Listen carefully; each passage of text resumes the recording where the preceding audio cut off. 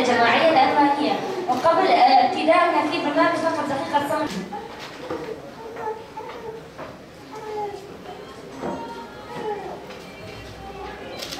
تروشا هایگاگان و جهری آنونیت دوگای نهادات نوبار وزانیانی آیسور نشومه هایوت اسبانوچونا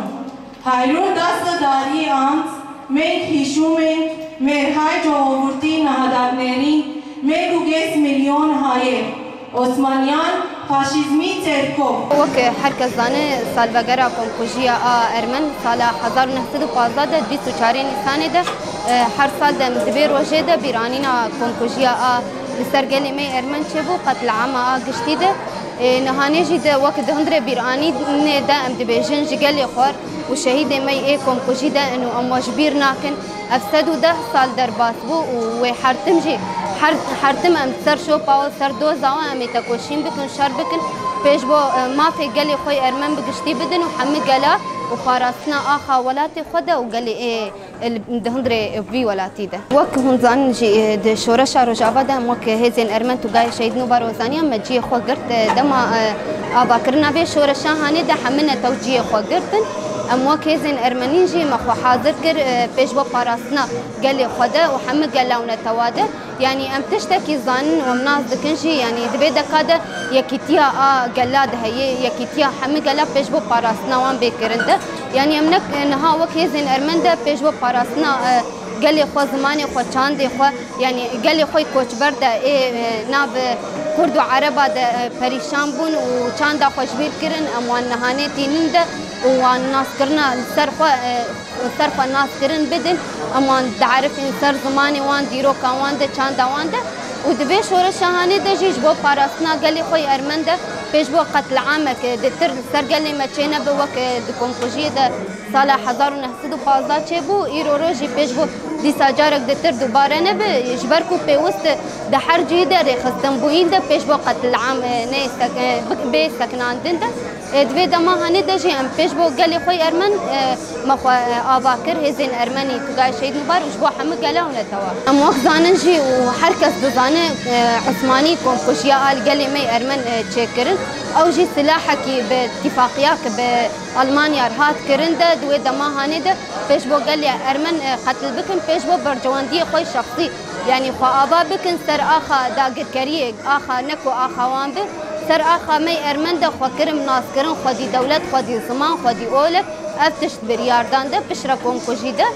نهانی ده وک ام زانن ده یعنی ام دجمنی خوشبیر ناکن ام حرتم هم برد سکن ام حرتم جی ده حمد جهان رد بیجن ام مجبیر ناکن کمکوژیا کول گلی می ارمن هات چکرن ده و پیوست هر دولتک اعتراف بک به کمکوژی جبرکو سوجک هات کرن ده قتل عامک بگشتید همه گلی ما هاتن مليونك ونيب ده گلی ارمن هاتن قتل کرن دی ساجی ام دبیجن شهید منامره ام سر دوزا شهید خوان و حرتم صوص ددنا مي تكوشين بكن جبو حمي قال لي خو وشهيد خوي جاني خو فداكرن جبو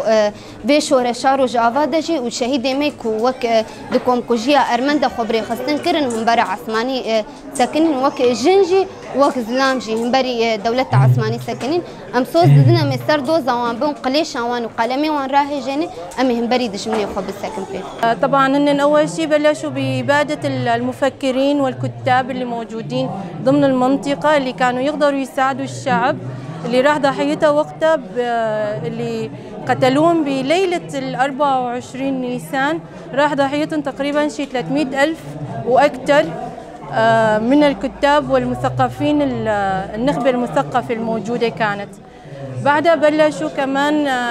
يقتلوا ويحرقوا جثث الشباب والرجال كاملة. النساء والأطفال كمان هجرون وتم اغتصاب وتعذيب النساء على الطريق والأطفال كمان نفس الشيء. كانوا عم يقتلون ويذبحون على الطريق لغاية ما العدد القليل اللي وصل لمناطق الأراضي السورية اللي أكثر شيء وصلت لطرف دير الزور والمرقدة. هلا نحن في موجود كمان في مغارة بشدادة كمان كان دخلوا وتخبوا فيها نسبة قليلة من العالم قام دخوا فيها غاز وقتلون هونيك كمان.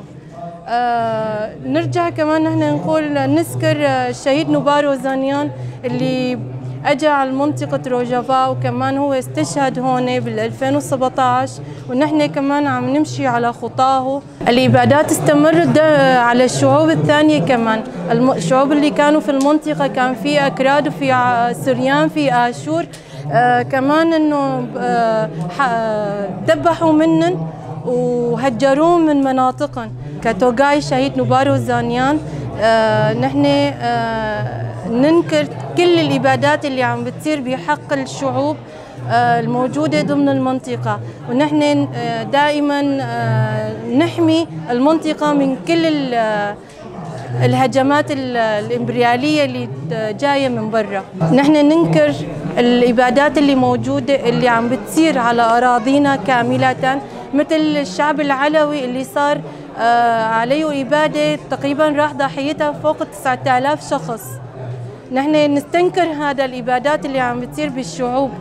من ما يكونوا أرمن ولا سريان ولا آشور ولا علويين ولا يزيديين، أي ما كان يكون نحن ندافع عنهم، ونحن ننكر أي إبادة تصير حول أي شعب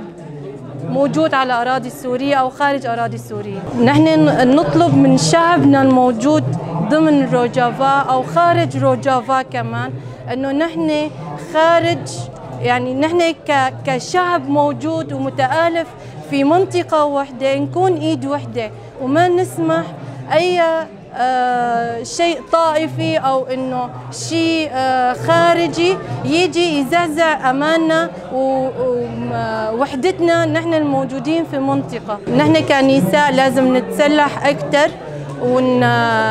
لأنه هاي الفترة كتير مهمة، لازم نكون أقوياء أكثر من هيك مشان الهجمات اللي عم بتصير للمنطقة، نكون إيد وحدة ونكون مناضلين بإيد وحدة أكثر.